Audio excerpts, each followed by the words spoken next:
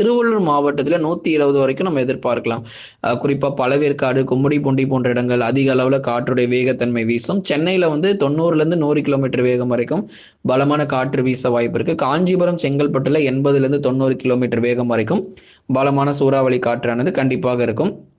அதனால காற்றுடைய வேகத்தன்மையும் அதிகமா இருக்கு, மழையும் ரொம்ப தீவிரமா இருக்க போகுதுங்க. நவம்பர் 27 முதல் 30 வரை கடும் கனமழை கடலோர மாவட்டங்கள்ல தீவிரமடையும். அதனால 27, 28, 29, 30 தயவு செஞ்சு எங்கேயும் வெளியே போயிடாதீங்க.